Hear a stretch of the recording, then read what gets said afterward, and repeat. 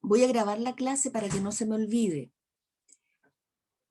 Nos falta bastante gente, esperemos que se vayan incorporando de a poco, y les voy a empezar a compartir las diapositivas del día de hoy.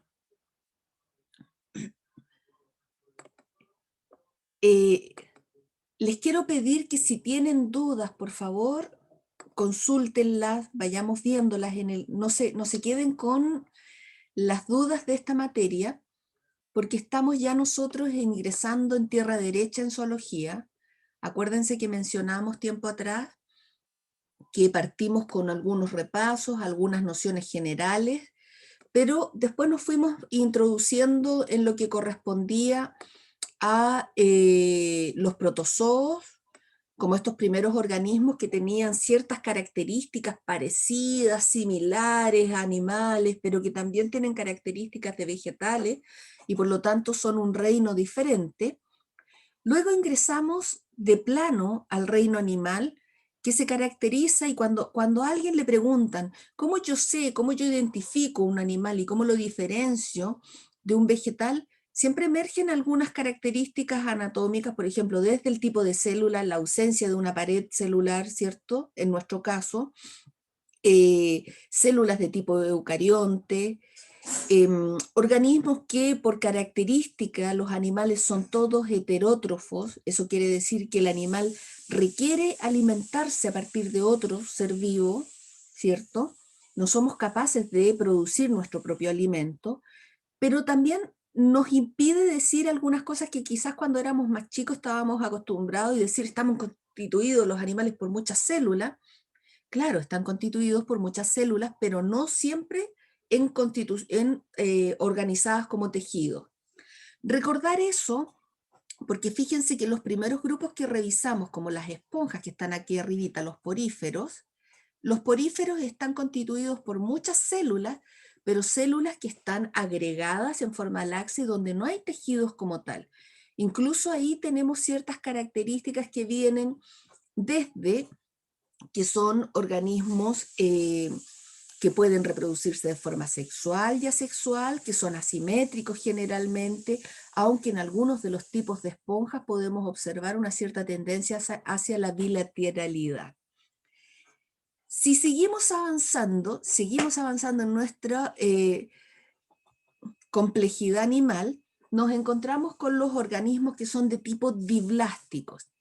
Cuando nosotros incorporamos ese término tiempo atrás de diblástico, hicimos mención a la reproducción y a todo lo que es el desarrollo embrional. Y dijimos que todos los diblásticos eran aquellos que una vez que el cigoto empieza a desarrollarse, van a formar solamente dos tejidos o capas embrionarias, el ectoderma y el endoderma, que están dibujados aquí en amarillito y en azul. Esos animales diblásticos, toda su vida, ¿cierto?, van a estar constituidos con esta estructura que derivan de estas dos capas embrionarias.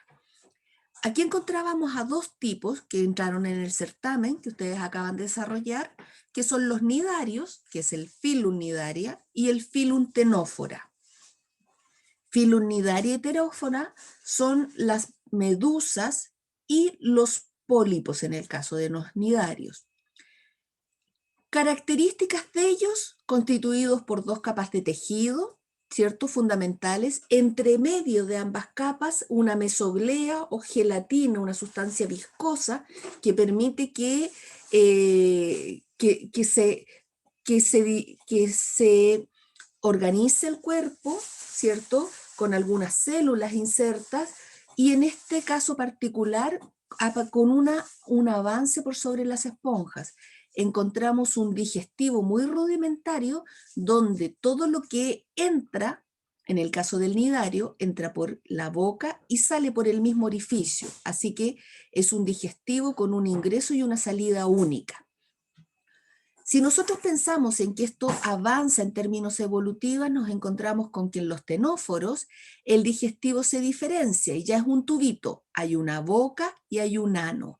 Hay una entrada y una salida distinta desde todos los alimentos. Hasta ahí habíamos llegado. esta semana nos corresponde avanzar a los triblásticos, que es un grupo muy, muy grande. Cuando nosotros entramos a hablar de los triblásticos, si volvemos a este inicio del desarrollo embrionario, nos encontramos con que a partir de este cigoto, de este huevo fecundado, en sus primeras etapas de desarrollo embrional, se van a formar las dos capas anteriores, el ectoderma y el endoderma, pero va a haber la aparición de una tercera capa embrionaria que va a ser el mesoderma. Por eso son triblásticos. Hay 3 capas ahora. Tri del latín, que quiere decir 3. Hoy, esta semana, vamos a iniciar con los más primitivos. Recuerden que vamos avanzando en un proceso de evolución y vamos a partir con los acelomados, que ya los hemos mencionado un poco en las clases anteriores.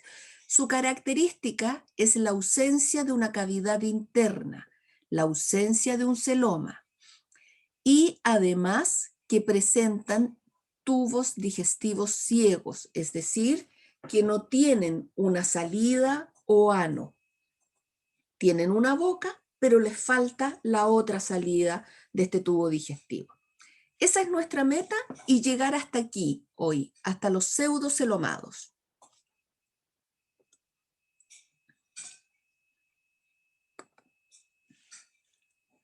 Me van interrumpiendo si hay algo que quieren revisar, chicos. Partimos entonces con los acelomados. Como decíamos anteriormente, los acelomados carecen de un celoma, ¿cierto? Falta, esta A quiere decir sin celoma, ausencia de celoma. ¿Qué es el celoma? El celoma es una cavidad interna que se encuentra en el interior del cuerpo y que permite alojar a los órganos o vísceras. En el caso de un acelomado, todo este espacio que queda entre el tubo digestivo y la piel y músculos está completamente lleno de células. Es un cuerpo compacto. Por eso, cuando yo lo miro, cuando yo hago un corte, encuentro con que no hay cavidad en ese interior. Y al no existir ningún espacio vacío, hago alusión a que estos organismos son acelomados. ¿Cómo está constituido? Está constituido por la cubierta externa, ¿cierto? Que provino del ectoderma, el digestivo que nosotros ya sabemos que proviene del endoderma y todo el espacio que se rellena en el interior proviene de tejido mesodérmico. Importante además, lo hemos mencionado en otras ocasiones, que dentro de los animales, a medida que vamos avanzando en simetría y que nos vamos haciendo bilaterales, esto también es un rasgo de mayor evolución, porque la bilateralidad permite distribuir los órganos de los sentidos de una forma mucho más asertiva. Concentra órganos de sentidos en la zona anterior o cabeza. Imaginarse nosotros mismos, dónde están nuestros ojos, dónde están nuestros oídos, están en la cabeza. Se concentra entonces una serie de estructuras en esta zona anterior o cefálica. La bilateralidad es importante cuando nosotros pensamos en una mayor organización del cuerpo. Estos acelomados son bilaterales. Recuerden que ya salimos entonces de los poríferos que no tenían, ¿cierto? Simetría, los nidarios que eran radiales. Ahora ya empezamos a hablar de que de aquí en adelante todos nuestros animales van a ser bilaterales. Y si alguno llega a ser medio asimétrico, va a ser en forma secundaria, porque en sus etapas iniciales del desarrollo es bilateral siempre. Tenemos una organización de órganos y sistemas que le permiten a estos animales tener un mejor funcionamiento. Además, son protostomados. Esta pregunta salió en el certamen. ¿Qué significa que sean protostomados? ¿Quién se acuerda?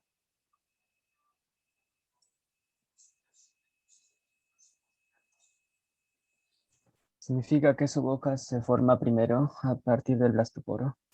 Bien, la boca, cierto, se formó primero a partir del blastoporo. Esto también tiene sentido con la orientación del desarrollo de estos animales. La bilateralidad, como decíamos, permite ordenar mejor y hacer una concentración de los órganos sensoriales en esta zona anterior. Permite distribuir los órganos, como en el caso nuestro, entre derecha y izquierda, entre ventral y dorsal. Entonces va organizando mejor los cuerpos de los animales. El ser triblástico nos permite que aparezca el mesoderma, y el mesoderma va a organizar también todas las cavidades internas y las estructuras que van a ir conformando este cuerpo del animal. En los platihelmintos, como se produjo una bilateralidad y una cefalización, es decir, se concentró en la zona anterior ciertos órganos conformándose una cabeza, va a existir un sistema nervioso que va a partir desde esta cabeza, igual como nosotros que tenemos un cerebro, pero en este caso va a ser un ganglio cefálico y que se va a distribuir, es decir, mi planaria anterior va a tener un ganglio cefálico en la cabeza y se va a distribuir en cordones nerviosos por todo el cuerpo y que se van a cruzar como si fueran peldaños de escalera. Por eso se habla de que el sistema nervioso es de tipo cuerda de escalera, porque pareciera ser como una verdadera escalera que recorre el cuerpo del animal.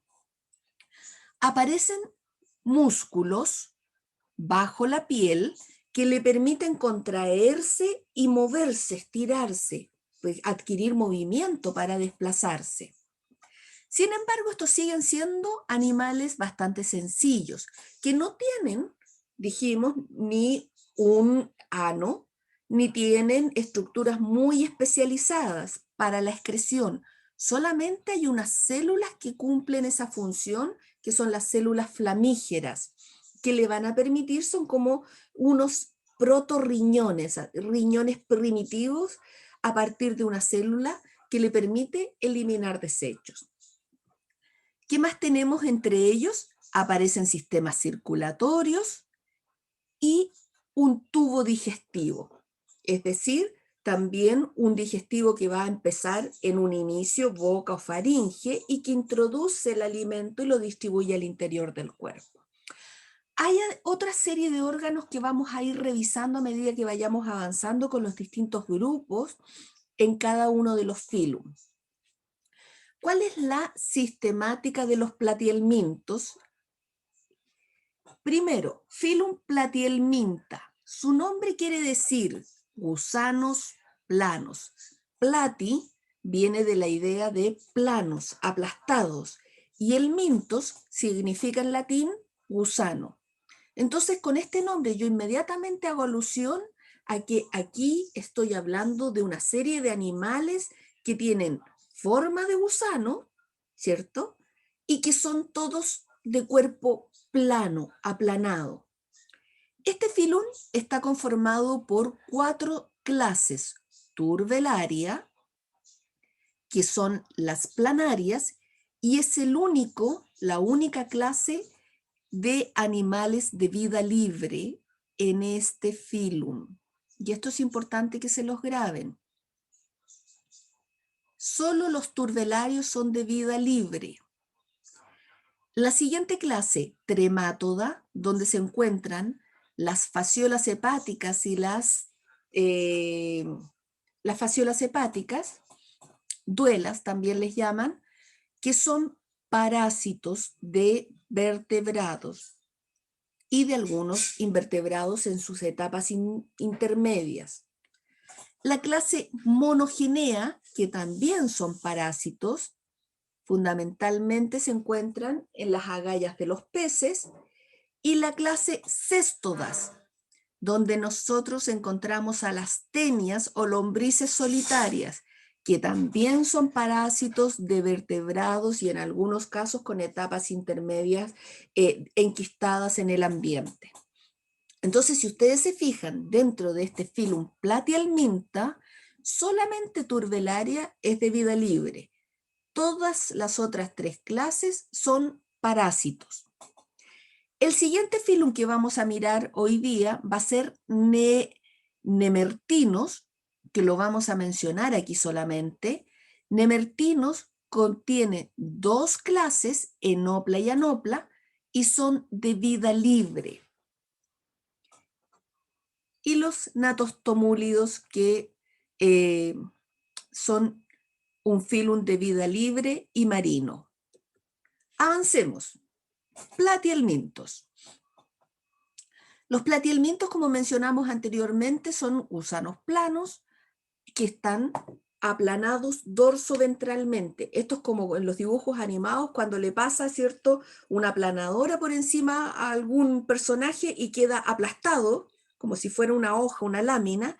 Acá pasa exactamente lo mismo. El cuerpo está aplastado entre el dorso y el vientre, y esto es como si fueran una verdadera hojita.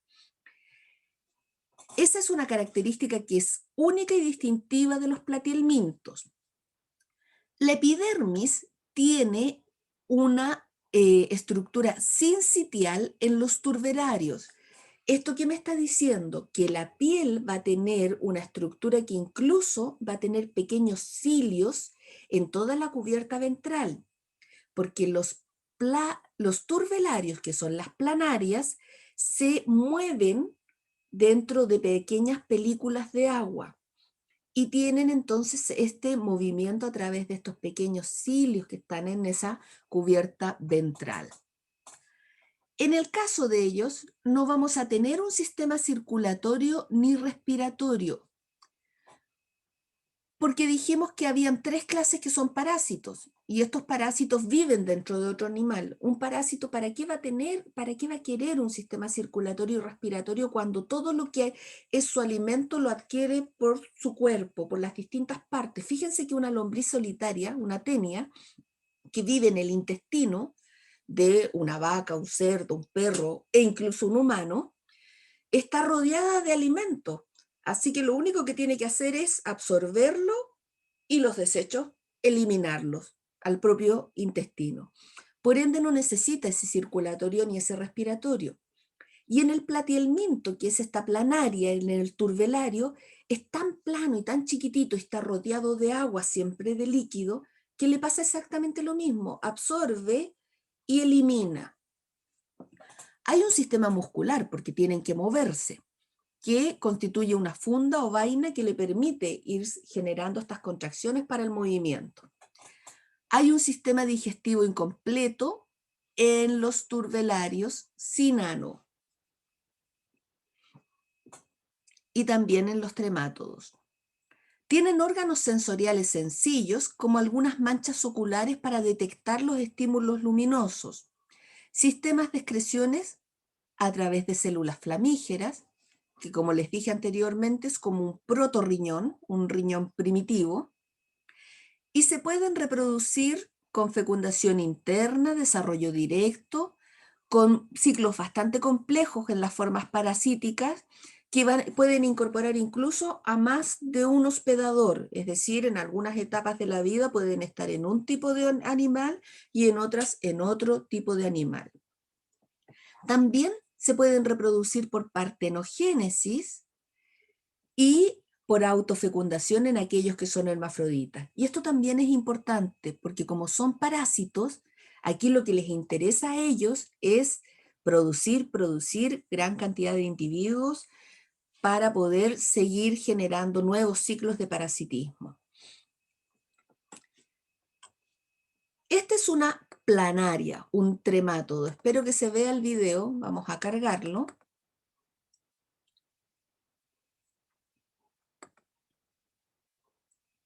Se demoran en cargarse los videos. Pero fíjense, aprovechando mientras se carga el video, tenemos varias cosas interesantes aquí. Ahí se cargó. Tenemos una cefalización, ¿cierto? Dijimos que había una zona anterior donde se concentran órganos, y en este caso, órganos de los sentidos. La planaria parece que tuviera ojitos. Parece que tuviera una cabeza como punta de flecha. En esta cabeza como punta de flecha, las partes levantadas de los costados se llaman aurículas y tienen una función sensorial. Ahí parecen pequeñas orejitas, ¿cierto? Con una función sensorial quimiorreceptora. Esos como ojitos que se ven en la zona anterior de la cabeza, me voy a devolver un poco en el video, los ojitos que se ven en la zona anterior de la cabeza se llaman ocelos y su función es recibir estímulos luminosos como si fueran ojos primitivos, pero no son ojos, solamente son estructuras, células sensoriales que captan estímulo de presencia o ausencia de luz. Lo que me está mostrando acá como un tubito es el ingreso de su boca o faringe, que está acá, en el esquema. Es decir, esta planaria para alimentarse, entonces saca esta prolongación como boca o faringe y va absorbiendo el alimento. ¿Se dan cuenta que ahí en el video están alimentándose?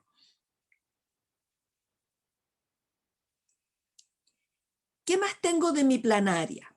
Decíamos que tiene músculos que en el esquema están dibujados en rosa, que le permiten contraerse y moverse, como estábamos viendo también, ¿cierto?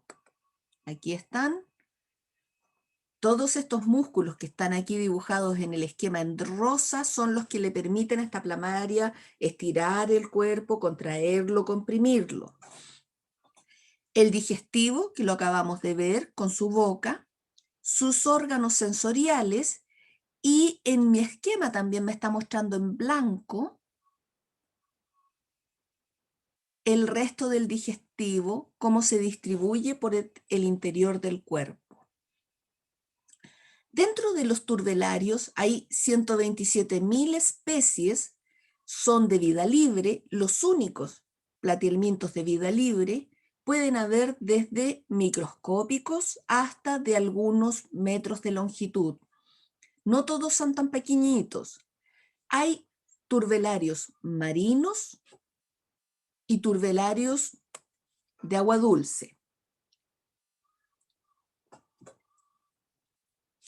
Los siguientes grupos de los platihelmintos dijimos tremátodos, que son parásitos, monogenea, que también es parásito, y céstode o lombriz solitaria, que también es parásito. Características. Todos aquellos que son parásitos van a tener alguna estructura u órgano para fijarse, para adherirse, agarrarse a el hospedero.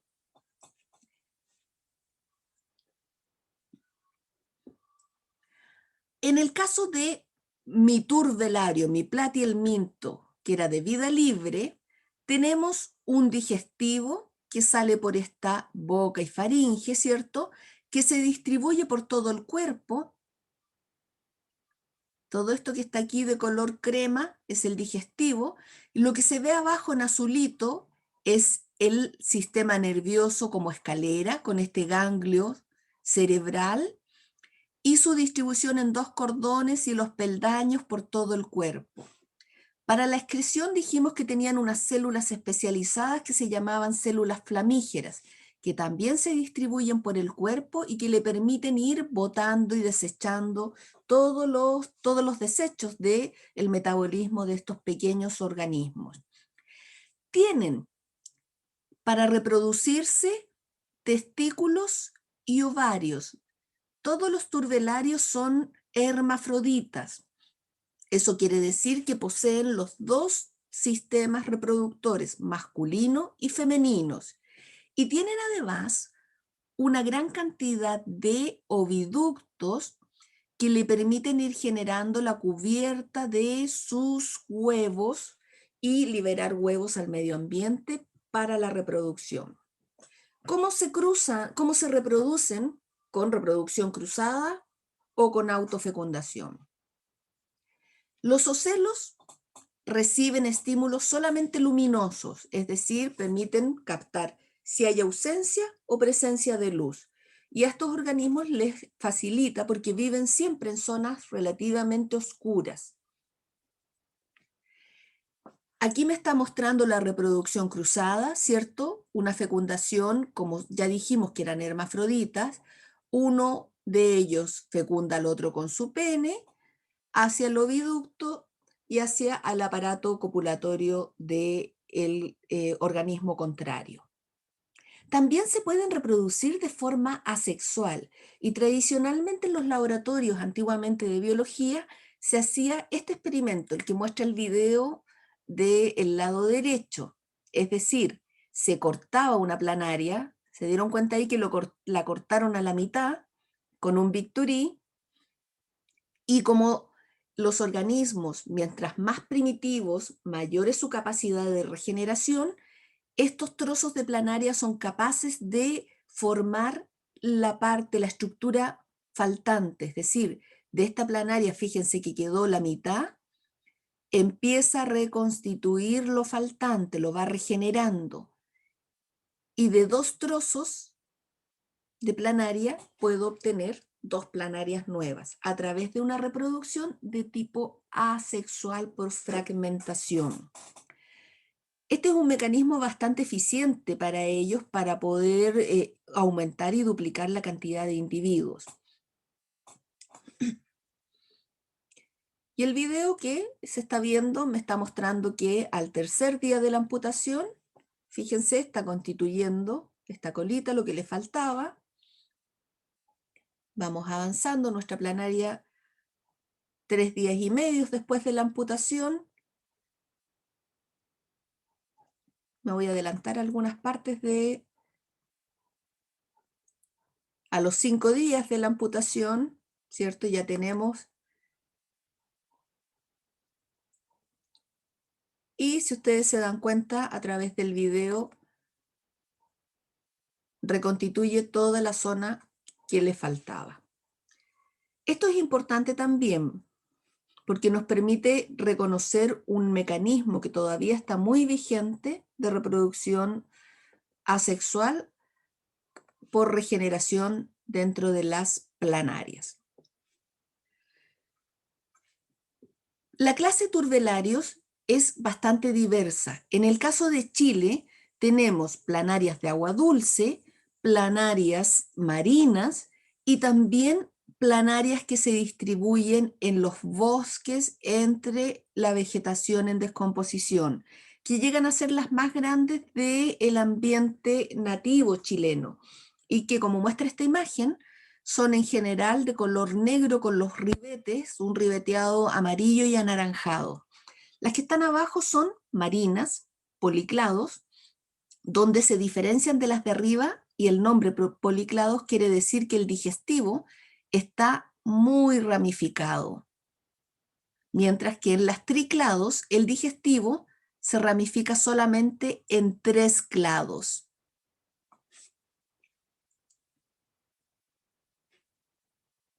Aquí está. Policlados, ¿cierto? Un digestivo muy ramificado, y en las triclados, ramificado solo en 3 clados.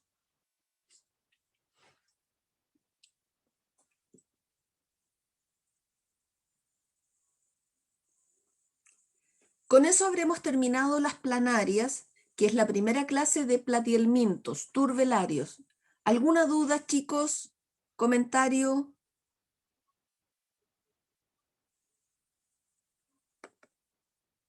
¿No?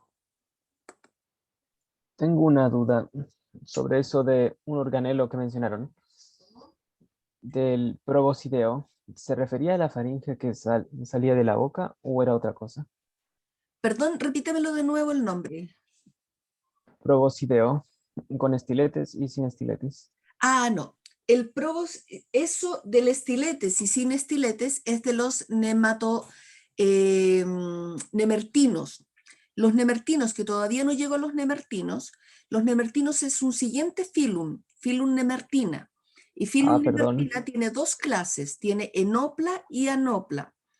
Vamos a avanzar hacia ellas. En este caso, y tiene que ver con la boca, Héctor, por la voz, ¿cierto? Tiene que ver con la boca. El estilete es como un látigo que sale de la boca y le permite cazar, ¿no? Pero pertenece al filum nemertina. Entiendo. Es que lo había visto anotado en platelmintos. Sí, en la primera diapositiva cuando les mencioné que estaban los filum platihelmintes y el filum nemertine. Pero no es de platihelmintos. Muy buena pregunta en todo caso, porque probablemente alguien pudiera quedar también con esa duda.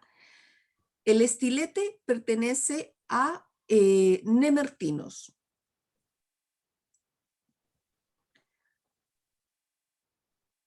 En el caso de los platihelmintos, acuérdense que platihelmintos, gusanos planos, ¿cierto?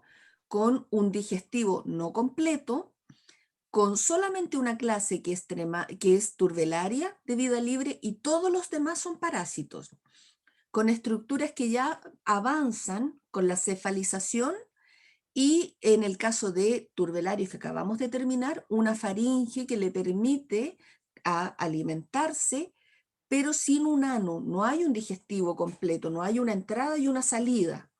Ahí, cuando nosotros decimos que no hay un digestivo completo, hacemos referencia a eso, que solamente hay una entrada y no existe una estructura de salida identificada. La siguiente clase, tremátodas, que son las duelas, son todos parásitos. En esta clase hay varias subclases que están mencionadas aquí, que no vamos a entrar en ese detalle nosotros ahora, pero fíjense que este diagrama, este es una imagen de una duela. Parece una verdadera hojita, por eso también el nombre hace esa alusión. Estas son como verdaderas hojas que se pegan y se adhieren a órganos en su etapa de parasítica adulta. Tienen estructuras específicas para vivir en el interior de los animales. Todo esto que se ve aquí en negrito alrededor, ese es mi celular, todo lo que se ve en negrito en el alrededor son cuerpos vitelogénicos que le permiten producir la envoltura de huevos. Dije hace un rato que los parásitos casi parece que su vida se constituye en generar más descendencia y propagarse. Son máquinas productoras de huevos. Vamos a mirar en el esquema ahora. Fíjense que aquí puedo observar como con puntitos toda esta zona de vitelaria, que es la que va a producir estas envolturas de los huevos. Y otra estructura que aquí ya avanzamos en la evolución. Tenemos el digestivo completo, tenemos la boca y tenemos un poro excretor al otro extremo. Tenemos una ventosa en la boca que le permite pegarse y una ventosa ventral en más o menos el primer tercio. Es decir, esta duela con dos ventosas como chupones se adhiere a los órganos. Lo otro es que también tenemos aquí estructuras reproductivas hermafroditas, tenemos las partes masculinas y las partes femeninas. ¿Cuáles son los ciclos y las importancias de las duelas? Bueno, como les partí diciendo, aquí hay una cantidad de parásitos que son de importancia médica y sobre todo para el hombre. ¿Cómo se inicia el ciclo de una duela? Como es una maquinaria reproductiva que está encargada de producir muchos huevos y tratar de dejar descendencia constantemente, una duela adulta está constantemente produciendo y liberando huevos. Estos huevos que se producen al interior del organismo que está siendo parasitado, del hospedero, van a salir por las heces de ese animal parasitado. Si hay una vaca, si hay una oveja que tiene y está contagiada de estas duelas o tremátodos, cada vez que defeque en sus heces van a ir huevos de ese parásito que vive en su interior. Cuando este animal deja sus heces en el suelo, de esas heces sale una larva ciliada que se va a mover en el agua y va a nadar en las pequeñas películas de agua del pastito hasta encontrar a un caracol de tierra como primer hospedero. Y en ese caracol va a introducirse y se va a convertir en el estadio de miracidio. Este va a ser su primer hospedero. Recuerden que del huevo salió esta larva ciliada que ingresó a ese caracol, constituyéndose en el primer hospedero de este parásito. Cuando está dentro del caracol, en forma asexual, va a producir muchas más organismos. Por eso se dice que en esa etapa es un esporocito, porque es como que produjera esporas en forma asexual, muchos más individuos que van a ser de tipo esporocitos, es decir, del mismo que puede reproducirse asexualmente y generar más y más de ellos, o del de la etapa siguiente que se llama redia. La redia va a salir del caracol, va a nadar en el pastito, se va a enquistar, esperando que se lo coma un vertebrado. Entonces esta oveja, o una oveja nueva que estaba sanita, fue y se comió ese pasto con los quistes y se contagió de este parásito.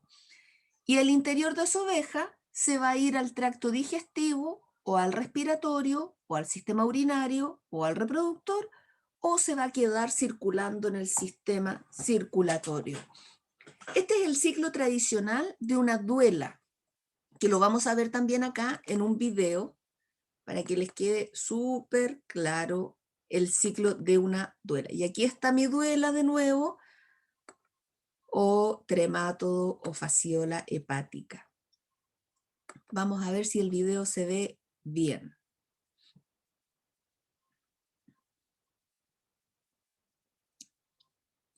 Les he quitado la música a los videos, pues solamente música lo que tienen. Ciclo de la fasciola hepática. Fíjense que ahí está el huevito, ¿cierto? El huevito cayó al agua, se abre, sale esta primera etapa, el miracidio, que nada, se encontró con un caracol, se introdujo dentro del caracol, y en el caracol pasó a la etapa de esporocisto, donde va a producir muchos individuos en forma asexual. Todos estos salen del caracol, nadando felices de la vida. En la etapa cercaria, se acercan al pasto, se enquistan, y ahí quedó enquistado. Las etapas de quiste son siempre etapas que les permiten resistir la desecación, resistir las condiciones climáticas adversas. Se lo comió este rumiante y se contagió. Y aquí ya se convirtió en adulto, y él, como buen adulto parásito, se dedica a poner huevitos que van a salir en las heces, y volvemos a empezar. Estos son los ciclos tradicionales de estos parásitos. ¿Por qué dijimos que eran importantes para el hombre? Porque hay muchas especies. Por ejemplo, está la duela del hígado del hombre, que su nombre científico es Clonorchis sinensis, y es compartida también por gatos, perros y cerdos.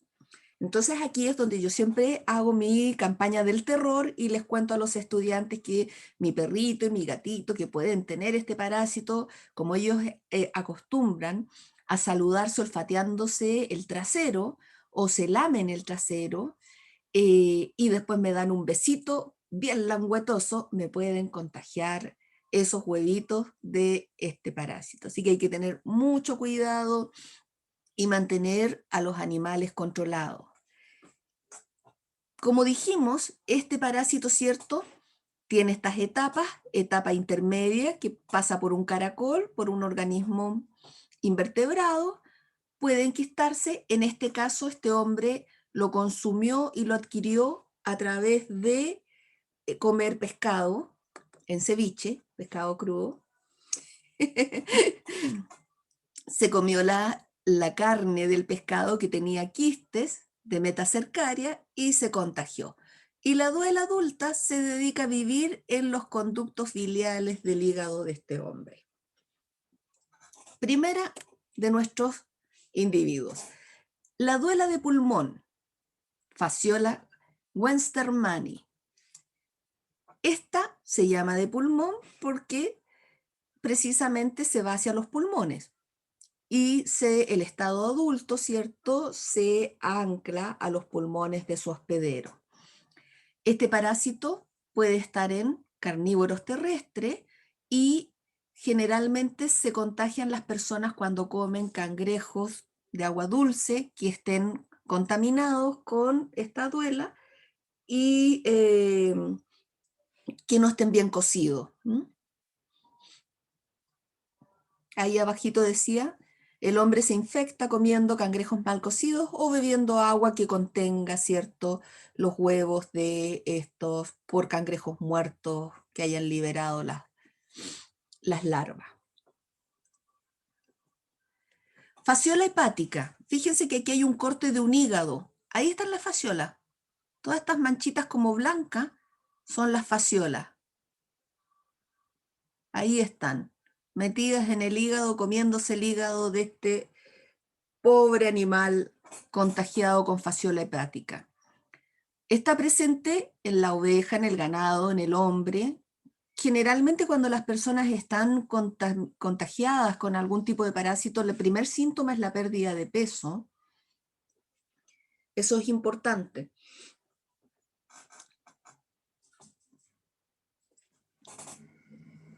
La duela de las ovejas, fasciola también, ¿cierto? Presente en las ovejas, la misma historia. Cuando estos parásitos tienen dos hospederos, hablamos de un proceso paraténico. Paraténico. Es decir, existen dos hospederos distintos en su ciclo de desarrollo. La duela de la sangre. Esta es esquistoma. Esta se introduce a los seres humanos en las zonas, sobre todo los ambientes tropicales, ingresa esta metacercaria, ¿cierto?, perforando la piel y se mete al sistema circulatorio del ser de las personas que va a contagiar. Nos fuimos de las duelas, tremátodos o fasciolas. Vamos al siguiente parásito. Lo vamos a pasar rapidito porque este es mucho más simple y es solo una forma de vida. La clase monogenea se diferencia de la anterior, fíjense, porque tiene esta estructura. Tiene una gran ventosa rodeada de ganchos que se llama Opistoraptor. Ahí faltó una raptor. Opistoraptor. Y esta estructura le permite anclarse. ¿Dónde se ancla este parásito? Precisamente este vive asociado a los peces y se ancla a las branquias de los peces.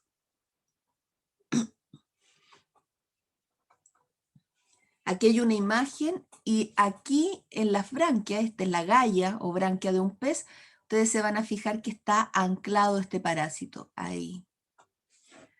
Para eso usa ese sistema, este Opistoraptor, ¿cierto?, con el cual se fija, se agarra y se ancla y puede vivir alimentándose entonces ahora de este pez. A diferencia de los anteriores, este eso sí no me va a pasar y no pasa, por ejemplo, a otros vertebrados como nosotros. Nuestra última clase de platihelmintos parásitos, la clase Cestoda, probablemente la más conocida por ustedes o alguna vez escuchada en forma coloquial. Estas son las que la gente le llama la lombriz solitaria. Este parásito tiene una gracia por sobre todos los otros. Su cuerpo puede ser tan largo cuán largo sea el intestino del animal que parasita y vive en estado adulto en el intestino de sus hospederos. Fíjense, hay que recordar que el intestino humano aproximadamente son 7 metros de largo. Eso quiere decir que una tenia pudiera llegar a ser hasta de 7 metros de largo. Como los otros parásitos tienen un sistema para anclarse o adherirse, porque tiene que fijarse para que no caerse, ¿cierto? En este caso tiene esta estructura que se llama scolex, que parece una verdadera cabeza, y que es una estructura totalmente adaptada y su función es generar un anclaje potente, que no lo saque nadie. Tiene una serie de ganchos en la zona superior y ventosas que en algunas de las especies también llevan ganchos. Con esto, con este scolex, se ancla al intestino y el resto del cuerpo flota y cuelga en este interior del intestino. Todo el resto del cuerpo de este céstode se llama estróbilo. Y cada una de las zonas, cada uno de estos cuadraditos que aquí se ven, es una proglótida. Proglótida. Y como buen parásito, cada vez que crece y crece y crece, puede ir perdiendo trozos, puede romperse, cortarse en una de las proglótidas, se caen en las heces del animal o del ser humano que esté parasitado, pero el resto sigue viviendo y sigue formando más proglótida.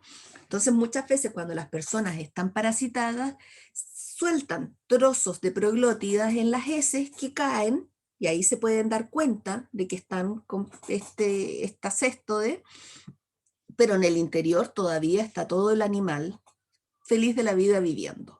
Cada proglótida es una maquinaria de nuevo productora de huevos. Cada proglótida tiene el sistema reproductor hermafrodita, masculino con femenino, y un poro genital por donde está botando huevos constantemente.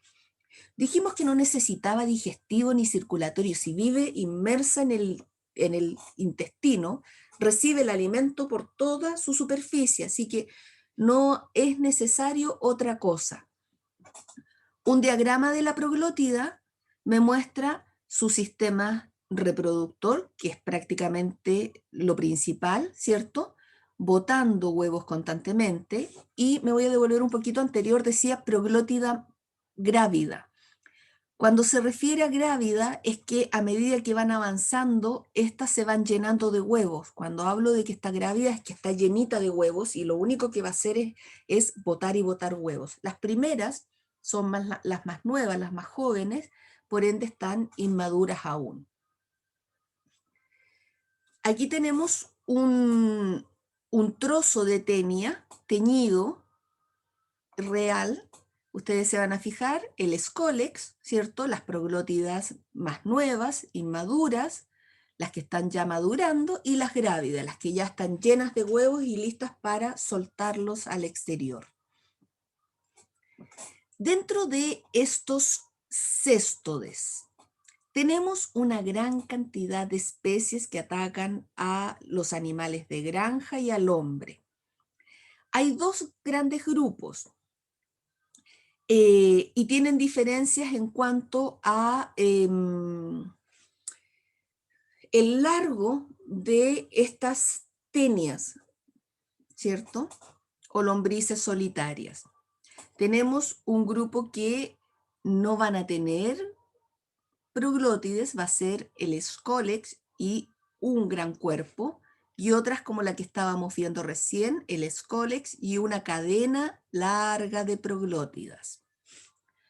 Entre las especies más reconocidas están la Taenia saginatus, que es la tenia de la vaca, la Taenia solium, que es la tenia del cerdo, Diplobotrium latus, que es la tenia de los peces, que muchas veces cuando compran pescada para cocinar, ven algunas cositas así como fideitos, como hilitos largos que tienen en el interior y que son esta tenia. Diplodium caninum, que es la tenia de los perros, Echinococcus granulosus, que es la tenia del quistidatídico, y que las vamos a ver un poquito más en detalle ahora. Aquí teníamos nuestra tenia, ¿cierto? Ya ahora recordamos que el escólex es esta zona con la cual se ancla, se engancha, toda la serie de proglótidas que van a ir liberando huevos, y aquí tenemos una etapa ya de formación de esta tenia juvenil. Avancemos. Por ejemplo, aquí tenemos un proceso de contagio de una persona. Igual que en los casos anteriores, tenemos los huevos que se liberan, dijimos que se liberaban en las fecas, ¿cierto?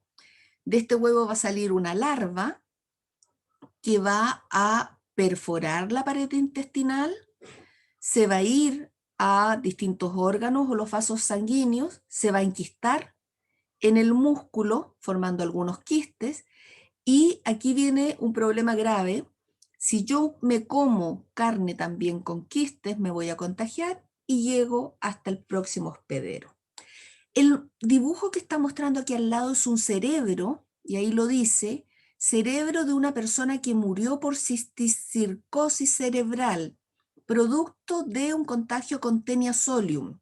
Es decir, esta persona se contagió con la Taenia solium y la Taenia fue liberando nuevos huevos que enquistaron, produjeron quiste en los órganos blandos de esa misma persona, y ustedes entenderán que si aquí se empezaron a generar quistes, estas son pequeñas larvitas que hay al interior de cada una de estas pelotitas, ellas se fueron comiendo el cerebro y esta persona se terminó muriendo.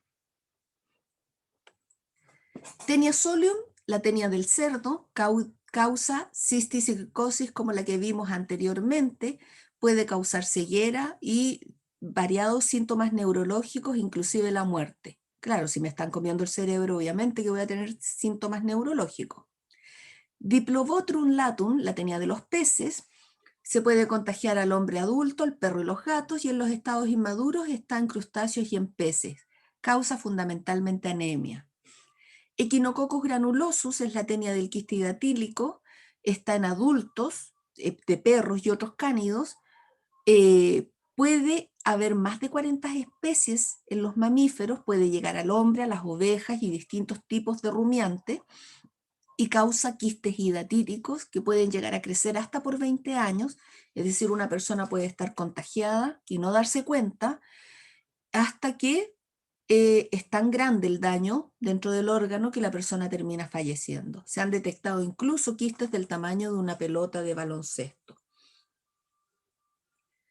Aquí tenemos la Taenia solium, ¿cierto? Tenemos a esta tenia entonces que dijimos que iba a estar agarrada al intestino, que va a tener estas proglótidas que se pueden ir liberando. Esta persona liberó huevos y proglótidas grávidas, ¿cierto? A través de sus fecas. ¿Por qué me muestra una persona comiendo al lado? Porque, bueno, si yo no soy muy limpio, puedo infectarme y siempre nosotros comentamos que si nosotros no nos limpiamos las manos o tomamos el pasto y después vamos sin lavarnos las manos y nos ponemos a comer, podemos llevarnos esos huevos e ingerirlos. Estos ingresan al tracto digestivo de esta persona, se abren los huevos y se liberan las larvas que se van a ir a distribuir a distintos lugares del cuerpo. Pueden andar en el ojo, en el cerebro, etcétera, formando estos quistes. La otra posibilidad del ciclo, que lleguen estas mismas huevos que quedaron a la intemperie, sean consumidos por un cerdo. En el cerdo se va a producir también enquistamiento en las zonas, en el tejido muscular, y yo me lo puedo comer y vuelvo a contaminarme. Entonces tengo más de una vía de contagio. La Taenia saginata, que era la de las vacas, ¿cierto? Aquí hay carne de la vaca, trozos de carne que pueden tener los quistes, y si yo me consumo un trozo de carne con estos pequeños quistes, me contagio y voy a tener el parásito en mi interior. Va a salir a través de las fecas y vuelve a generarse el ciclo. La tenia de los peces, Diplotrium silatum, la misma historia, ¿cierto? Puedo consumirlo a través de la carne de estos animales, o como decía anteriormente, al beber agua, y tiene unas etapas en las cuales intermedias que pasan por organismos invertebrados. Y la imagen de aquí de arriba del pescadito me está mostrando una tenia gigantesca que tenía el pobre adentro. Echinococcus granulosus, esta la llamada que causa la cisticircosis. Estos cisticercos se pueden ir a los ojos, al cerebro. Aquí hay una vía de contagio a través de mi perrito, mi mascota querida. Llegan estos a los niños, a los seres humanos, por las fecas pueden traspasarse y genera un ciclo nuevo. Y lo que está mostrando arriba es un órgano lleno de estos cisticercos. totalmente contagiado, es un hígado si no me equivoco, que está destruido completamente con estos quistes hidatídicos. Nuevamente aquí me está mostrando la misma Echinococcus granulosus, hay un gigante quiste en el hígado de esta persona, y de nuevo las imágenes reales, una imagen de microscopía con el quiste, y tenemos el ciclo de nuestra tenia. Importante, chicos, que en estos grupos lo fundamental son la capacidad de enfermar, las relaciones con el hombre van de la mano fundamentalmente de las enfermedades que producen. ¿Algún comentario? ¿Duda? Van a llevar todos a los perritos y a los gatos al veterinario y le van a dar desparasitario. Chicos, con eso terminamos Platyhelminthos. Recuerden que Platyhelminthos tiene esa gracia, que es un filum tan potente por la cantidad de enfermedades que pueden llegar al hombre y fundamentalmente porque de sus 4 clases, solamente una es de vida libre, las otras 3 están conformadas por organismos parásitos.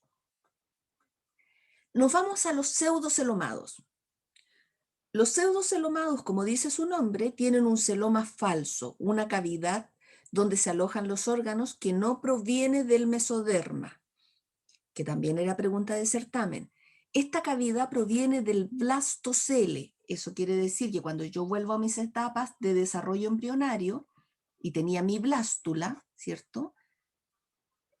Esta primera celulita que tiene un espacio en el interior que es el blastocele, este espacio es el que va a mantenerse a futuro generando una cavidad falsa, un pseudoceloma, ¿cierto?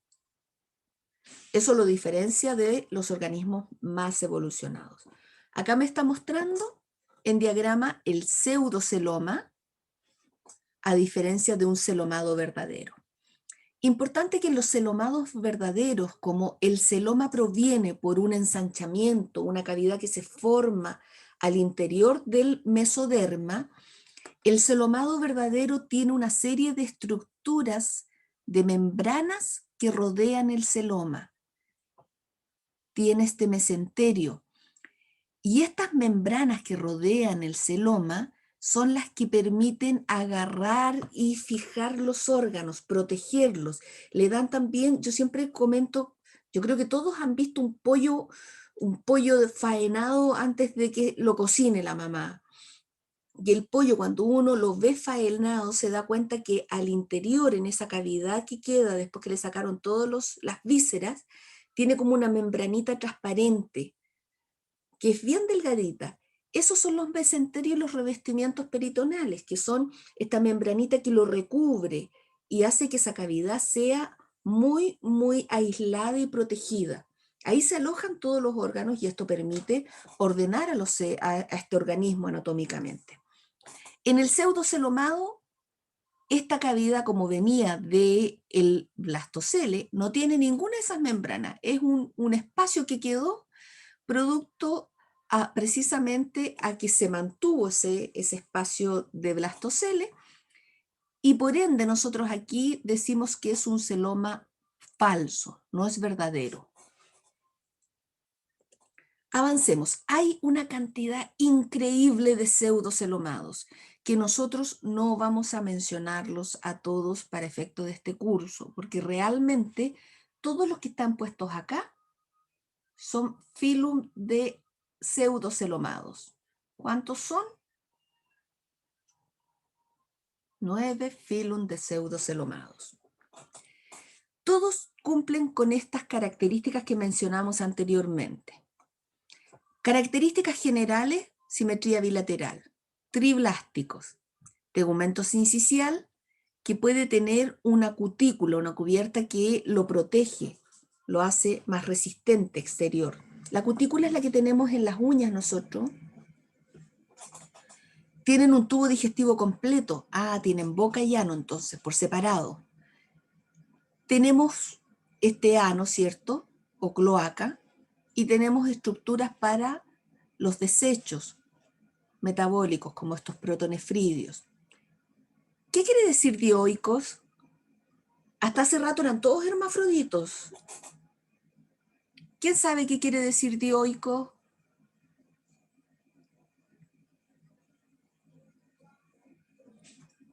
Vuelvo al latín. Oiko significa casa u hogar. Di, ¿qué significa di?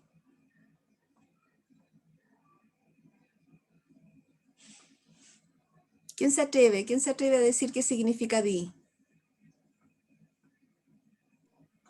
¿Dos? Dos. Si yo digo dos casas, estoy haciendo alusión a los organismos. Hay dos casas para estos organismos. Lo contrario a dioico es monooico. Monooico. Y monooico es igual a decir hermafrodita. ¿Qué significará entonces dioico?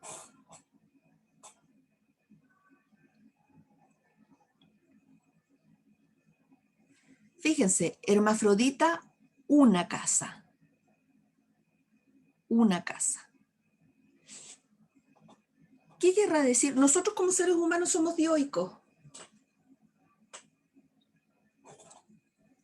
Que hay organismos femeninos y organismos masculinos. Perfecto. Tenemos ahora machos y hembras. Entonces, fíjense que ya avanzamos. Ahora vamos a tener organismos que van a ser masculinos, organismos que van a ser femeninos. Lo otro importante, cuerpo vermiforme. Vermiforme es cuerpo con forma de gusano, con forma alargada. De todos estos, nosotros no los vamos a mencionar a todos, les dije, porque si no sería una locura. Están los loricíferos, cornirrincos, priapúlidos, nematomorfos, nemátodos, gastrotricos, acantocéfalos, rotíferos. Nosotros vamos a mencionar algunos de ellos. Los rotíferos porque son comunes y aparecen en los cuerpos, en las muestras de agua. Los nematomorfos porque también son de los grupos más importantes que podemos encontrar y encontramos. De hecho, en Chile hay especies de nematomorfos. Y los nemátodos porque, igual que los platirmintos, aquí hay muchos parásitos, pero también hay de vida libre. Todos los otros los vamos a dejar de lado porque fundamentalmente son menos comunes y porque además son muchos de ellos marinos, ¿ya? Entonces nos vamos a concentrar solo en estos tres filum de pseudocelomados, pero ustedes grábense en la mente que hay muchos más. Los rotíferos. Los rotíferos ustedes los han visto.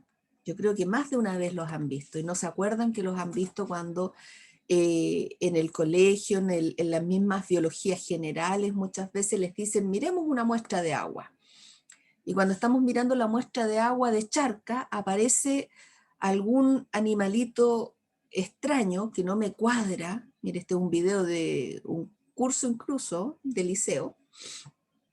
No me cuadra para protozoo, pero que está ahí metido en el agua. Y estos son los rotíferos. Ahí me dijeron que era de los 0,5 milímetros, ¿cierto? Tiene un pie con el que se fija. Tiene un par de rotores en la zona anterior que se ven acá. Ahí están los rotores. A ver, que están rodeados de cilios y por eso se ve que como que se están moviendo. Y tiene una mandíbula que está moviendo constantemente porque está dedicado a puro comer, que se ve como un corazón que palpita, pero la verdad es que no es un corazón, es una mandíbula que se está moviendo constantemente. Los rotíferos entonces son una de las especies más conocidas, hay 1800 especies, tienen una corona o zona anterior conformada, ¿cierto?, por estos discos que están rodeados de cilios y que los baten para atrapar el alimento. Ese alimento lo introducen al interior de su boca y llega hasta una mandíbula en este interior que está siempre abriéndose y cerrando. Por eso parece que fuera un corazón que late, pero es una mandíbula que está masticando. Son flotadores, nadadores, sésiles porque tenía ese pie con el que se fija, viven en agua dulce, pueden haber algunas especies marinas, hay algunos que son parásitos y, como gracia mayor, soportan periodos de desecación porque tienen un estadio en el cual se enquistan. Y como ya sabemos que los quistes son esas etapas de resistencia. Entonces, está su corona, ¿cierto? Con estos rotores que están rodeados de cilios que le permiten mover el agua. Está su estómago, una estructura para percibir luminosidad, el pie con el que se fijan, y aquí tenemos nuestra mandíbula. Eso sería el rotífero. No tiene más gracia nuestro rotífero. En la reproducción se pueden reproducir por partenogénesis o por reproducción sexual. Y una de sus gracias que dijimos hace un rato, pueden generar estos quistes, ¿cierto?, que les permiten resistir los periodos de desecación y así propagarse y mantenerse en este periodo de latencia hasta que pueda darse las condiciones adecuadas para que de ese quiste emerjan nuevos organismos. Esto que parecía corazoncito que se movía es una mandíbula que se llama mástac y que se está moviendo constantemente para alimentar la corona, el intestino y su pie. Y ahí se nos fue el rotífero. No vamos a decir nada más de los rotíferos. Con eso es suficiente. Y nos vamos a ir a los nemátodos. Los nemátodos, como dije hace un rato, son uno de los grupos de parásitos que también, o perdón, mejor dicho, de pseudocelomados que también son bastante importantes, porque no todos son parásitos. Hay marinos, dulceacuícolas, terrestres y parásitos. A diferencia de los platihelmintos, estos son pseudocelomados, son de cuerpo redondo, ya no son aplanados, es como un verdadero espagueti, ¿cierto? Un tallarín redondito, como un espagueti. Tienen una cubierta de cutícula, es decir, tienen una cubierta externa como que le da una protección adicional a su cuerpo, lo hace más resistente y le permite por lo mismo soportar estas condiciones adversas externas. Al igual que un insecto, cuando tú tienes una cubierta como un caparazón, como una armadura, para crecer tienes que deshacerte de él. Entonces tienes que cambiarlo, botar esa caparazón, armadura vieja, y ahí logras crecer. Ese proceso se llama ecdisis. Estos también, como tienen una cubierta dura, tienen que botar ese caparazón, ¿cierto? Deshacerse para crecer. Dijimos que los nemátodos están en todas partes, en todos los ambientes. Hay parásitos, pero también hay de vida libre. Aquí hay dos videos que voy a esperar que se carguen un poco y va mostrando parásitos de vida libre, por ejemplo el de arriba, que viven en la tierra. Esas cositas que se ven, que se están moviendo ahí, retorciendo, son nemátodos. Estos nemátodos, y ahí este es un experimento que hizo una persona y que ustedes van a hacer en el contexto de este curso, los encontró en una maceta rodeando las raíces de ese aloe vera y lo sacó, empezó a escarbar y se encontró con que había mucho nemátodo. ¿Por qué se mueven? Una de las características del nemátodo es el movimiento, que siempre se describe como un movimiento de tipo látigo, que golpea. Y esto se debe a los músculos que tienen los nemátodos, que tienen una banda de músculo longitudinal que les permite hacer ese movimiento, fíjense, como un verdadero látigo, ¿cierto? Parece que golpeara un látigo. Ese es el movimiento clásico de un nemátodo. y es la forma en que lo reconocemos cuando lo encontramos en las muestras. No es como una lombriz que se estira y se alarga. Este siempre se va a estar moviendo con ese movimiento como de un verdadero látigo. También los hay en medio acuático, agua dulce. En el caso de los nemátodos de agua dulce, se replica el movimiento, ¿cierto? Como látigo, y los encontramos entonces ahora en las muestras de agua de charca. En estos dos casos estamos hablando de nemátodos de vida libre. En el primero, que estaba asociado a las raíces, ese nemátodo vive y se alimenta generando nódulos alrededor de la raíz de la planta y se alimenta de la savia de esa planta. En el que vive en ambiente de agua dulce, este se come algunos protozoos y organismos que estén también dentro del ambiente acuático. Tenemos ahí nuestros primeros nemátodos en condiciones naturales, al ambiente. Pero como dije hace un rato, los nemátodos también pueden ser parásitos. Como por ahí me ayudó una de ustedes, tenemos sexos separados. Tenemos nemátodos hembras y nemátodos machos. Hay una diferencia y se pueden identificar porque el nemátodo macho tiene una estructura que le ayuda en la cópula. Es decir, tiene una espina para copular con la cual introduce en el gonóporo femenino y permite el ingreso, ¿cierto?, de los espermatozoides. Es decir, hay una estructura copulatoria en el caso del nemátodo masculino y por eso yo lo puedo identificar rápidamente cuando los observo. Además, fíjense, dijimos que tenían un digestivo completo, la boca, el ano. Está completamente formado el digestivo.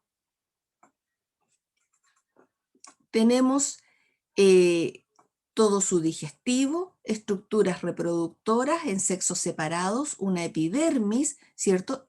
El polo excretor para este protonefridio, riñón primitivo, y todo el nemátodo está cubierto por una cutícula que le da protección y resistencia a su cuerpo. ¿Cuáles son las importancias de los nemátodos? Bueno, los que viven en la tierra pueden generar daño a los vegetales y a los cultivos. Se introducen, ¿cierto?, en las raíces, generando entonces aquí unos estadios que utilizan para, unos cistos que utilizan para generar nuevos nemátodos y se van alimentando de la savia de estos vegetales. En el caso de las personas hay algunas enfermedades que son tradicionales y las habremos visto en la televisión alguna vez que son impresionantes. Por ejemplo, como las filarias. Esta es una pierna, esta es una persona que está vista de espalda. Aquí está el traste de la persona, está la pierna, una de sus piernas y la segunda pierna. Y si ustedes se fijan, esta pierna está llena de zonas abultadas y que se han crecido enormemente. La filaria son nemátodos tan pequeñitos que viven en el interior del sistema linfático de las personas que están contagiadas. Y al vivir en el sistema linfático muchas veces taponean los vasos linfáticos. Entonces, cuando taponean un vaso linfático, impiden que la linfa se mueva. Y por gravedad se empieza a depositar en las zonas posteriores del cuerpo de las personas. Aquí esto es puro acúmulo de linfa que, debido a que están los gusanitos ahí, esas filarias, taponeando el sistema linfático, no puede subir, no puede movilizarse esa linfa y genera este atochamiento, acúmulo que va deformando a las personas en sus extremidades. Por eso siempre en general se da en las piernas, en las manos, este proceso. Son utilizados como controles biológicos muchas veces los mosquitos porque pueden parasitar a algún tipo de insecto que sea considerado plaga.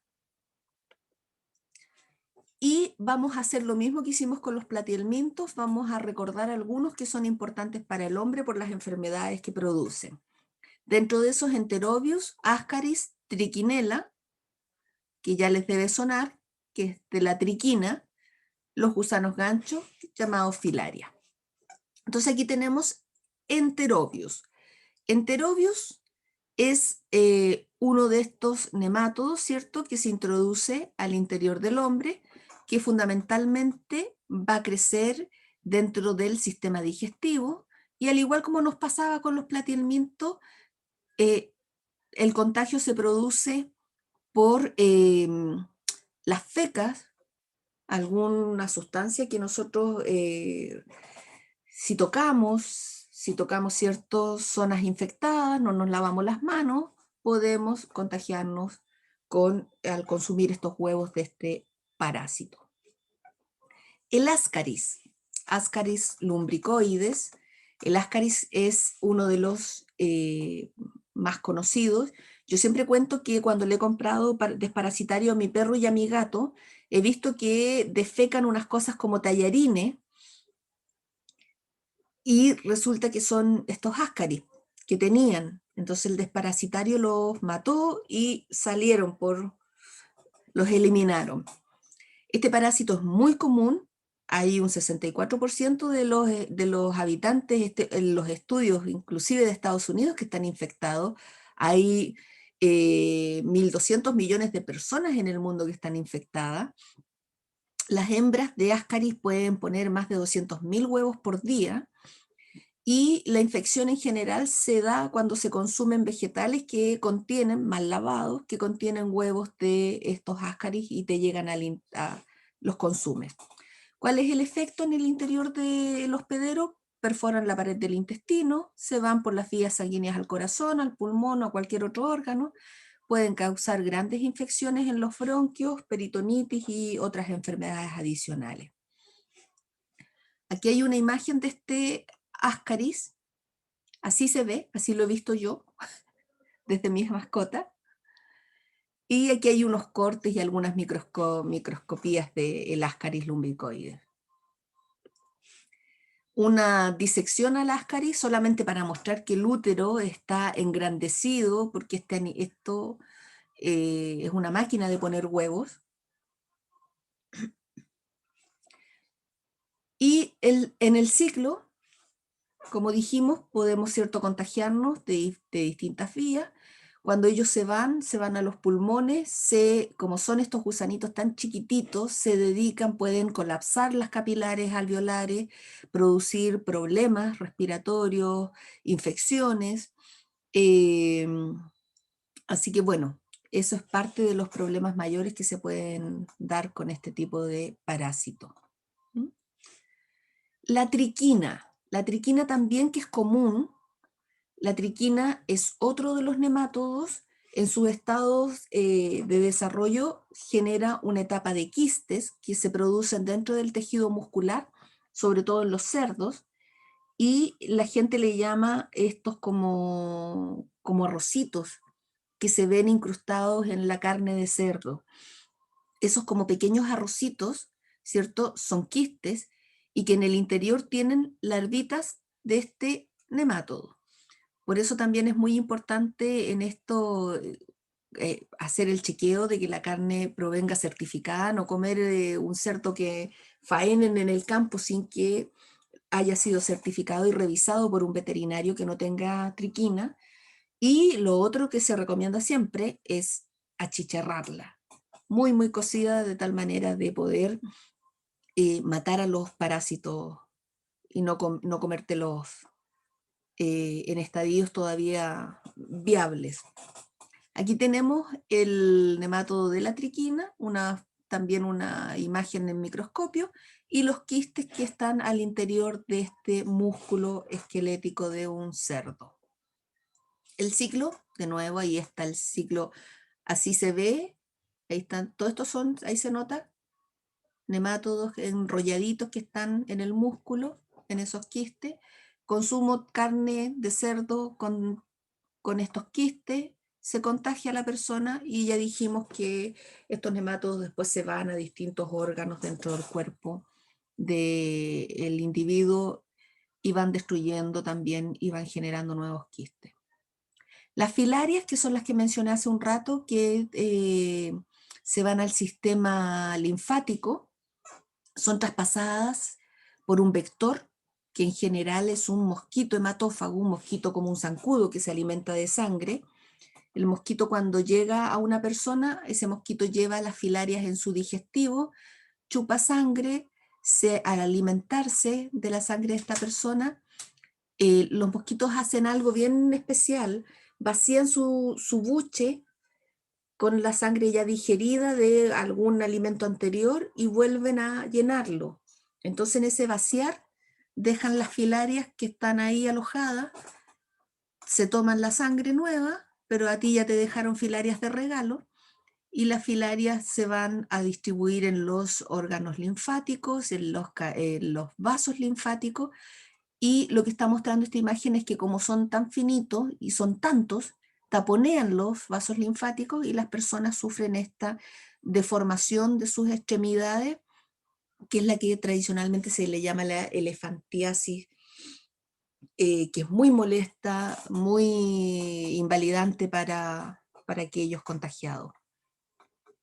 Aquí hay una mujer con elefantiasis, ¿cierto? En las manos, si ustedes se fijan, y algunas también otras enfermedades como el gusano del Loa que se movió acá. Ahí está en el ojo, este gusanito viviendo feliz en la esclerótica de una persona. Otras imágenes de elefantiasis, ¿cierto? Aquí todos estos pelos blancos son nemátodos que están entre los pulmones, también de una persona infectada.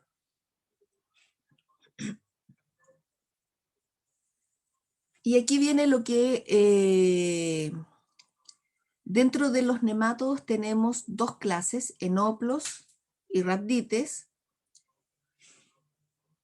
que son básicamente en rhabdites, ¿cierto? Está el Ascaris enterobius y en enoplos está Trichinella. Y el último filum, para terminar con esta clase de muchos parásitos. Nematomorfos son los llamados gusanos pelo de caballo. Estos son de vida libre en estado adulto y en estados iniciales de su desarrollo son parásitos, pero parásitos fundamentalmente de invertebrados. Hay unas 250 especies en el mundo. En Chile hay una especie que es muy común, que es Gordius. Esto es para reírse, no es un gordo, es un parásito muy flacuchento, como un verdadero pelo. Ese es el género, Gordius. Y básicamente son nuevamente gusanos redondos con una cutícula, muy largos. Estos viven en los cuerpos de agua, muchas veces en las piscinas o en los lagos, lagunas, los habrán visto moviéndose y flotando. Se confunden con crines de caballo, porque son como un verdadero pelo de cola de caballo. Y acuérdense que dijimos que hay machos y hembras, sexos separados, y la gracia de ellos es fundamentalmente su ciclo de vida, que es muy entretenido, muy inusual, Y con esto vamos a terminar. Hay un video que les quiero mostrar sobre los pelos vivos.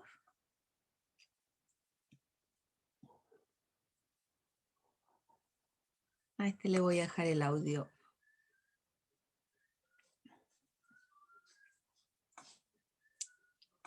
Sí.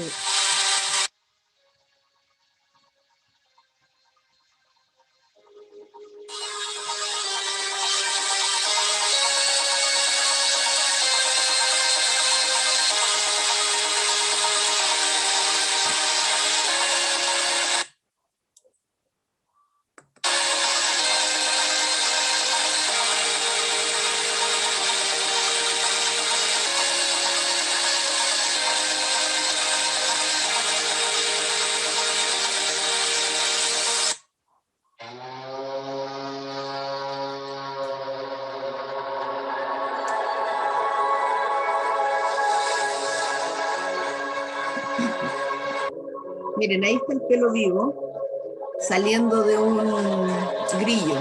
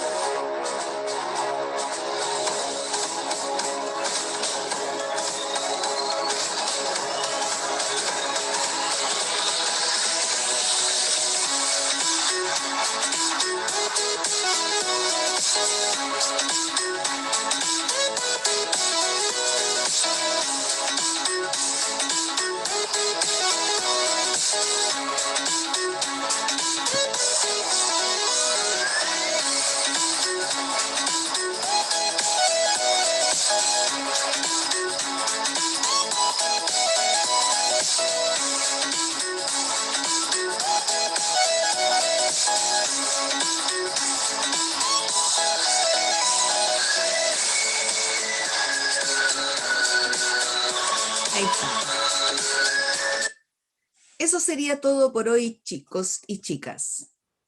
Dudas, consultas. Una clase intensa de parásitos de distinto tipo y algunos que no son parásitos, que son de vida libre. ¿No hay dudas? No, todo bien. Bueno, No. les voy a dejar a Karina para que les explique la actividad que se va a desarrollar ahora a partir de esta clase. Recordar, chicos, que ahora tienen que hacer una actividad con nemátodos. ¿Mm?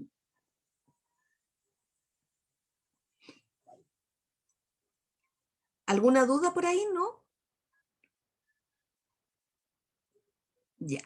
Le paso a Karina y a Nixa la batuta. Hola, ¿cómo están todos? ¿Aquí, profe, me viene usted? Bien, igual, gracias. Había descansado un poco de las tareas, así es que, bueno, yo lo voy a explicar bien general porque Karina les va a dar el detalle, ya que ella el año pasado pasó por esta asignatura, hizo la tarea y le va a explicar más o menos cómo lo encontrar nematodos a partir utilizando un embudo de Berlitz. La idea, o sea, que ustedes busquen en la plataforma, está el práctico, que es la tarea 4, ¿ya? Que se la subí hoy día, que se llama Guía para la elaboración de un embudo de Berlitz casero. Entonces, la idea es que ustedes, utilizando unas botellas de plástico con material que encuentran en la casa, ¿cierto?, puedan crear un embudo y a partir de tierra que van a encontrar en las macetas, ¿cierto?, puedan utilizarlas para poder obtener una muestra de nematodo. Y la idea es que con esta actividad ustedes puedan grabar el proceso de cómo crean el embudo de Berlitz, posteriormente cómo logran obtener estas muestras de nemátodos, y todo eso, ¿cierto?, posteriormente editarlos para crear un hermoso video tutorial, por decirlo, de cómo podemos obtener una muestra de este grupo de animales. El video va a ser entre 1 minuto y máximo 3 minutos, como les dije, donde ustedes explican el procedimiento y además muestran, ahora es la idea de que ustedes utilicen las lupas microscópicas que se les fue a entregar para poder tener un zoom de esta muestra y poder detallar un poquito más, ¿cierto?, lo que van a observar. La idea es que este trabajo lo puedan entregar a finales de este mes, perdón, el 21, si no me equivoco, lo noté acá. Y se me olvidó la fecha, perdón. El 21, si no me equivoco, de este mes. Pero yo creo que le vamos a tener que dar quizás un poco más de tiempo, si es que necesitan repetir la experiencia, porque a veces no les resulta a la primera. El día, aquí dice, el 24 de mayo. 24 de mayo, o sea, tendrían 2 semanas a partir de hoy para hacer. Ahora le voy a pasar a la Karina la batuta y para que explique con más detalle cómo ella más o menos hizo la experiencia. Hola a todos, espero que estén bien. Claro, yo hice el video el año pasado, también trabajé con un embudo de Berlitz casero y en realidad los pasos para realizarlo son súper simples, no requieren más ciencia. Tienen que usar una botella, un pedazo de malla y un vaso pequeño. Eso es lo único que tienen que usar. Alguna amarra igual para amarrar de la botella. Entonces lo que tienen que hacer es primero tomar su botella, sacarle la etiqueta, lavarla bien y cortarla. Yo lo voy a hacer ahora. Listo, ya lo hice. Súper rápido. Entonces tienen que cortarla, no sé, voy a retroceder el tiempo y tienen que cortar la botella desde aquí hasta aquí. De tal forma que queda un espacio entre el fondo de la botella y la parte de arriba. ¿Ya? Y ese espacio es porque tienen que colocar un vaso plástico En este caso De sushi. tengo este de sushi, que claro que se usa en las, o sea, viene la salsa de soya, pero yo cuando en su lugar, o sea, el año pasado no comía sushi, pero tenía de estas botellas plásticas que vienen como estos palitos de brocheta. Ya, entonces lo que hice fue cortarla para que alcanzara en este espacio. Lo importante es que tienen que ser un vaso transparente. Puede ser de plástico, de vidrio o incluso de estas cosas de brocheta y que quepa en el espacio aquí. Lo otro que tienen que hacer es colocar la malla en la punta de la botella acá, colocarla, y yo cuando lo hice fue, o sea, sacar esta parte roja y coloqué entre medio la malla, pero ustedes pueden amarrarla con un hilo o algo así. Y lo importante es que no choque la malla con el agua, que va a estar aquí en este vaso de adentro. Entonces lo que va a pasar es que ustedes cuando coloquen la tierra de la maceta, o macetero, va a pasar en teoría los nemátodos desde aquí hasta abajo, porque arriba va a tener una fuente de luz. Entonces esa fuente de luz va a hacer que los nemátodos digan no quiero luz y bajen hasta el fondo del frasco que va a llevar agua. ¿Qué consejo les puedo dar yo? O sea, primero que no sé, si no funciona en un día, si los nemátodos no bajan en un día, cambien la tierra, porque si no bajan, no sé, máximo 6 horas, ya no va a bajar, porque significa que la tierra no tiene nematodo, entonces hay que cambiar. Lo otro que les puedo recomendar es que no usen tierra de pasto, porque los nemátodos se alimentan de la savia de la planta. Entonces, no va a estar en muestras de tierra de pasto, sino que solamente en maceta. Y que no se frustren, porque yo me demoré muchísimo. O sea, incluso conseguí un nemátodo súper grande, como de 2 centímetros o más, y se me murió. Entonces lo tuve que repetir y lo repetí como 3 veces o incluso 6, que no lo mostré en el video cuando lo hice, pero después como que al final conseguí 2 de una maceta pequeña que tenía de lavanda, que después me di cuenta que estaba llena. Así que tuve que hacer algo para trasladar los bichitos y que no se comieran la planta.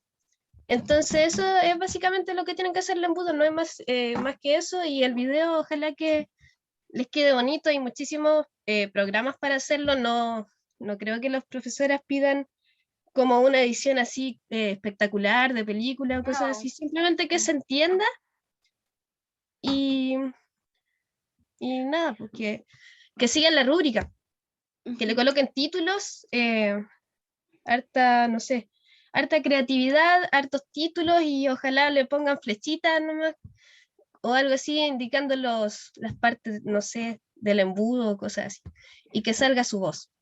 Puede ser también texto, pero si hablan les sale más fácil, más corta la edición y eso. Eso les puedo decir. Pueden revisar los videos que están en el canal de YouTube, que yo creo que algunos ya conocen el canal, o si no hay, Karina, tú les puedes mandar el link del canal de YouTube, donde pueden observar los videos, por ejemplo, de los que subieron el año pasado, así como para que puedan ver los tips y les sea más fácil encontrar los nemátodos y quizás no tengan que hacer tanto, pero mientras más intento hagan, eso nos ayuda, ¿cierto?, a que les salga mejor. Claro, y de hecho, incluso algo que se me olvidó mencionar fue que la malla, yo en su tiempo usé una malla de panty, pero al final terminé usando una tierra que estaba bien dura, por así decirlo, y usé una malla de estas de limones. Porque esta, por ejemplo, sí, No tiene va a agujeros, atravesarlo. pero puede que no pasen los nemátodos, porque a lo mejor son muy grandes. Entonces usen una con más agujeros que esta. Una malla con los poros no tan pequeñitos para que el nemátodo pueda atravesarla. No sé si tienen alguna duda, consulta, desde ya les recomendamos que comiencen a hacer la actividad porque esto lo tienen que dejar reposar. Igual otro tip importante, bueno, no sé si la Karina lo hizo, algunos lo colocaban debajo de la estufa, eso igual a veces les ayudaba a que pero hay que tener cuidado que no se vayan a morir, ¿cierto? No sé si tú lo hiciste así, Karina. Con una luz nomás, con una Con una luz, lámpara ya, de estas. Sí. Sí. Sí, De creo que ampolleta. otra persona lo hizo, claro, lo colocó debajo de una estufa y le resultó ahí. Pero por eso vayan haciéndolo y van probando cómo les resulta mejor. Lo bueno es que tú usaste una maceta que tenía hartos nematodos, eso igual es lo bueno, pero te diste cuenta casi al final, después del tercer, cuarto intento. Entonces, eso es importante que ustedes quizás investiguen previamente en qué plantas probablemente pueden encontrar más, o sea, que son más susceptibles a que hayan nematodos antes de hacer la experimentación, o antes de, no traten de no traer tierra común y silvestre que hay en el patio, porque quizá puede que encuentre, como puede que no haya nada. Aparte de una maceta, ¿dónde más podría encontrar esos amigos? Quizás cerca de donde haya una planta o un árbol, Sí. de estos pequeños. Cerca de ahí, si estos bichos, como dije, se alimentan de savia de la planta, entonces están cerca de las raíces. ¿Valdría en un bosque de pinos, por si acaso? Si en el bosque de pino hay una planta pequeña, yo creo que en esa planta pequeña sí. O pequeña o con raíces finas, algo así. Bueno, Sí. Ya, chicos. No sé si la profesora les quiere agregar algo más.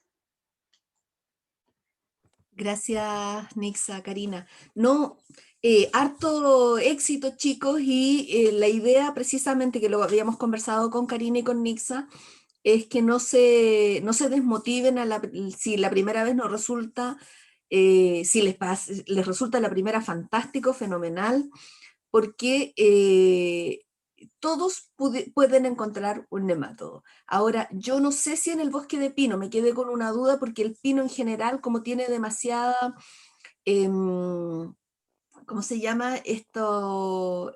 Acidifica ácido. mucho el suelo en su entorno, entonces probablemente el suelo del pino no sea muy apropiado para los nemátodos, pero los bosques de pino nunca están solos, siempre nosotros hemos visto que hay algunas matitas, arbustos que se meten por ahí. Yo buscaría en esos arbustos, entre sus raíces, y no precisamente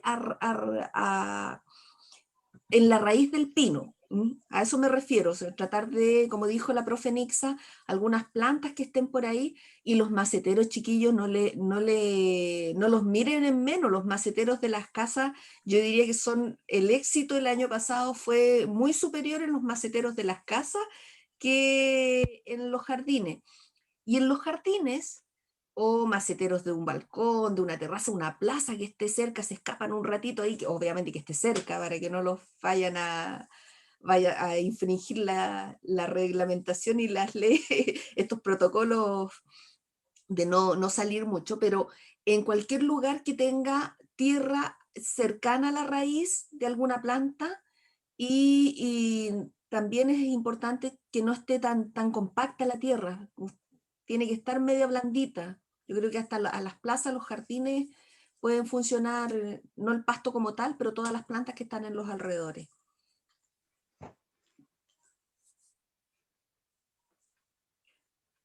Eso, y harto ánimo con esta clase. Por favor, léanla, revísenla. La próxima semana nosotros vamos a hacer una retroalimentación para ver qué puede haber generado algunos temas que no les quedaron claros, para aclararlos precisamente, porque esta clase de parásitos, platihelmintes, nematodos, nematomorfos, es como bastante potente e importante. No la mencionamos nunca más, pero sí, y lo digo desde ya, en la próxima prueba siempre preguntamos algún ciclo de parásitos, por la importancia con el hombre. No te vayas todavía. Eso, chicos, que tengan una muy buena mañana, éxito, y cualquier duda nos escriben. Igual ustedes que estén bien. Gracias. Ya está. Chao, chao, profesores. Ya, que estén bien. Chao. Cuídense. Chao, chao, ayudante. Chao a todos. Chao a todos. Chao. Chao. Ah.